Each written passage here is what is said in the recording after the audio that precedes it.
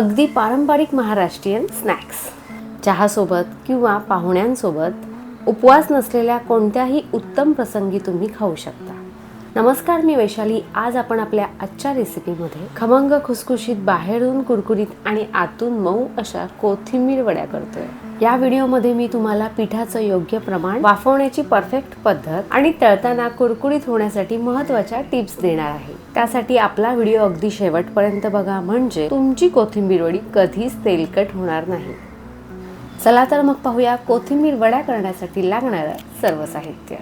कोथिंबीर वड्या करण्यासाठी आपण बारीक कोथिंबीर साफ करून आणि स्वच्छ धुवून घेतली आहे आणि त्याचबरोबर कोथिंबीर मधलं सगळं पाणी निथळवून कोथिंबीर थोडीशी सुकवून देखील घेतली आहे। आता ही कोथिंबीर आपण अगदी बारीक चिरून घेणार आहोत। आपण सुरीच्या सहाय्याने चिरतोय, तुम्ही विळीवर सुद्धा चिरू शकता। कोथिंबीर बारीक चिरल्यामुळे ती पिठामध्ये अगदी व्यवस्थित मिक्स होते, त्यामुळे वडी फुटत नाही तर छान सेट होते। आपण घेतलेली सर्व कोथिंबीर छान अशी बारीक चिरून झालेली आहे। आता असं एखादं भांडं घ्यायचं आणि त्या भांड्यामध्ये चिरलेली सगळी कोथिंबीर काढून घ्यायची। तुम्ही कोथिंबीर वडीमध्ये फक्त अद्रक लसूणची पेस्टही घालू शकता। मी बारीक चिरलेले कोथिंबीरीचे हिरवे ताजे देठ, त्याचबरोबर 2 हिरव्या मिरच्या, 7 ते 8 लसूणच्या पाकळ्या आणि अद्रक घेतला आहे। कोथिंबीरीच्या पानांपेक्षा कोथिंबीरीच्या देठामध्ये जास्त चव असते, त्यामुळे आवर्जून कोथिंबीरीचे देठ घ्यायचे। आता हे घेतलेलं सर्व साहित्य मिक्सरच्या भांड्यामध्ये काढून यामध्ये पाणी घालायचं आणि हे मिक्सरला अगदी बारीक करून घ्यायचं। पाहू शकता, मस्त अशी अद्रक लसूणची पेस्ट बारीक झाली पाहिजे। आता यामध्ये बेसनचं पीठ घालायचं। बेसनचं पीठ किती घालायचं? 2 वाट्याभर चिरलेली कोथिंबीर असेल तर वाटीभर बेसन घालायचं आणि वाटीभर बेसनसाठी आपण 2 चमचे तांदळाचं पीठ घातलं। पाव चमचावर हिंग तर अर्धा चमचा आपण हळद घातली। अद्रक लसूणच्या पेस्ट मध्ये आपण 2 हिरव्या मिरच्या घातल्या आहेत, त्यामुळे चमचाभरच तिखट घातलं। चमचाभर गरम मसाला पावडर घातली आणि त्याचबरोबर धणे जिरे पावडर। 2 मोठे चमचे पांढरे तीळ घातले। थोडंसं आवडीनुसार बारीक चिरलेला काळा गूळ आणि चवीपुरतं मीठ। मिक्सरला बारीक केलेलं सर्व साहित्य आता यावर घालायचं आणि हे सर्व साहित्य अगदी असं व्यवस्थित मिक्स करून घ्यायचं।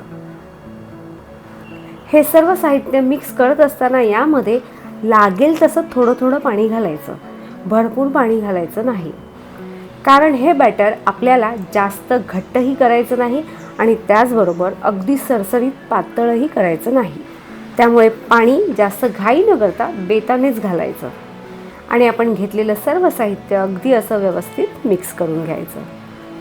पाहू शकता, हे बॅटर अगदी घट्टही नाही आणि त्याचबरोबर पातळही नाही। आपलं वड्यांचं बॅटर तयार करून झाल्यावर वड्या वाफवण्यासाठी एका बाजूला असं पाणी गरम करत ठेवायचं। पाणी गरम करत असताना गॅसची फ्लेम मिडियम करायची आणि भांड्यावर झाकण ठेवायचं, त्यामुळे पाणी लवकर गरम होतं। चाळणी असेल तर चाळणी किंवा मोदक पात्राला असं तेल लावून घ्यायचं आणि हे कोथिंबीर वड्याचं बॅटर या चाळणीवर किंवा मोदक पात्रावर असं घालायचं। जर बॅटर सैल झालं असेल तर काय करायचं, त्यामध्ये थोडंसं बेसनचं पीठ घालायचं आणि बेसनच्या पिठाच्या प्रमाणानुसार थोडंसं तांदळाचं पीठ घालायचं आणि बॅटर आपल्याला पाहिजे तितकं घट्ट करून घ्यायचं। वडीची उंची जास्तीत जास्त 1 इंच इतकी असावी। हो, या कोथिंबीरीच्या वडीमध्ये आपण पांढरे तीळ घातले आहेत, पण हेच तीळ आपण जेव्हा वडी वाफवण्यासाठी अशी ठेवतो तेव्हा वरून जरी घातले तरी कोथिंबीर वडी दिसायला खूप छान दिसते आणि चवीलाही अप्रतिम लागते। आता कोथिंबीर वडी वाफवण्यासाठी आपलं पाणी देखील गरम होऊन तयार आहे, पाहू शकता। आता यावर कोथिंबीर वडी वाफवण्यासाठी अशी ठेवायची। आता गॅसची फ्लेम मिडियम करून कोथिंबीर वडी जास्तीत जास्त 10 मिनिटं छान वाफवून घ्यायची। पाहू शकता, आपल्या वडीला वाफवून बरोबर 10 मिनिटं झाली आहेत आणि आपली वडी देखील छान वाफली आहे। आता ही वाफलेली वडी पटकन कापायला घ्यायची नाही, तर छान थंड करून घ्यायची, कारण थंड झाल्यावर त्याच्या वड्या आपल्याला पाहिजे त्या शेपमध्ये कट करता येतात। गरम गरम असताना जर आपण या कट केल्या तर काय होतं, त्या तुटतात किंवा चिकटतात। वड्या कट करताना मात्र सुरीला थोडंसं तेल लावायचं आणि पाहिजे त्या शेपमध्ये, चौकोनी किंवा डायमंड शेपमध्ये या वड्या कट करून घ्यायच्या। या वड्या जर जास्त असतील तर तुम्ही या फ्रीजमध्ये सुद्धा ठेवू शकता किंवा त्यापेक्षा जास्त असतील तर फ्रीझरमध्ये सुद्धा ठेवू शकता।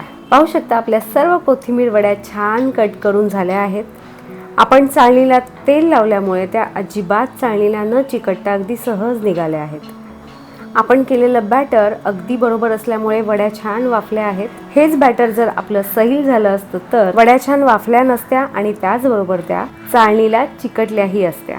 बॅटर जर घट्ट झालं तर काय होतं, वड्या वाफतात पण वड्यांना तडा जातात आणि तडा केलेल्या वडीला कट करताना त्या तुटतात. आता या वड्या तुम्हाला जशा फ्राय करून खायच्या असतील तशा तुम्ही फ्राय करून खाऊ शकता.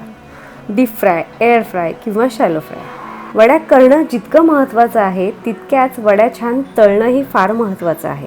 वड्या तळण्यासाठी पॅन गरम करत ठेवायचा आणि त्यामध्ये पाहिजे तितकं तेल घालून घ्यायचं.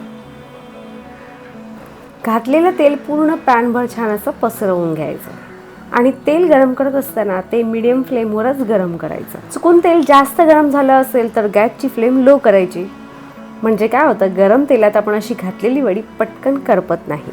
वड्या तेलामध्ये घालताच तेलाला छान बुडबुड येतात, कारण वडीमध्ये असलेला ओलसरपणा बाहेर येतो आणि जसजसा हा ओलसरपणा कमी होतो तसतसे हे बुडबुडे सुद्धा कमी होतात. पाहू शकता तेलातील बुडबुड्यांचं प्रमाण बऱ्यापैकी कमी झालं आहे. आता या स्टेजला आपण सर्व वड्या पलटून घ्यायच्या आणि दोन्ही बाजूने छान अशा क्रिस्पी तळून घ्यायच्या. वड्यांसाठी केलेलं बॅटर अगदी व्यवस्थित घट्ट असल्यामुळे काय होतं, या वड्या कमी तेलकट होतात.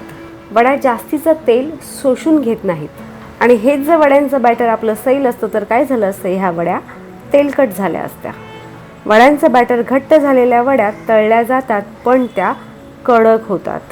कडक होतात म्हणजे तळल्यावर कडक होतात, खुसखुशीत कुरकुरीत राहत नाहीत आणि त्यामुळे तशा वड्या खायला मजा देखील येत नाही. आता या तळलेल्या सर्व वड्या तेल नितळवून अशा टिश्यू पेपरवर काढायच्या. पाहू शकता आपल्या या तळलेल्या वड्या खाण्यासाठी तयार आहेत. आपण मीडियम फ्लेमवरच सर्व वड्या तळून घेतल्या आहेत. जर वड्या तळताना आपण जर गॅसची फ्लेम हाय केली असती तर वड्या बाहेरून करपल्या असत्या आणि आतून कच्च्याच राहिल्या असत्या. बरं, याच वड्या तळताना गॅसची फ्लेम लो केली तरी ह्या तेलकट होतात बरं का. आता ही गरम गरम वडी तुम्ही हिरवी चटणी किंवा केचपसोबत सुद्धा खाऊ शकता. दोघांपैकी काही नाही तर तुम्ही गरम गरम चहासोबत सुद्धा खाऊ शकता. तुम्ही सुद्धा कोथिंबीर वडी करता का, याच पद्धतीने की इतर कोणत्या वेगळ्या पद्धतीने? कोथिंबीर वडी करण्याची तुमची रेसिपी यापेक्षा थोडी वेगळी असेल तर तुमची रेसिपी कमेंटमध्ये मला नक्की शेअर करा. बोलता बोलता वेळ झाली आता निरोपाची. तुम्हाला जर आपली आजची रेसिपी आवडली असेल तर आपल्या रेसिपीला लाईक करा, शेअर करा, सबस्क्राईब करा, बेलचं बटनही दाबा आणि येणाऱ्या प्रत्येक नवीन रेसिपीला हाईप करा. आणि ज्याप्रमाणे तुम्ही आपल्या सर्व रेसिपीज पाहता त्याचप्रमाणे पाहत राहा, पाहता पाहता करतही राहा.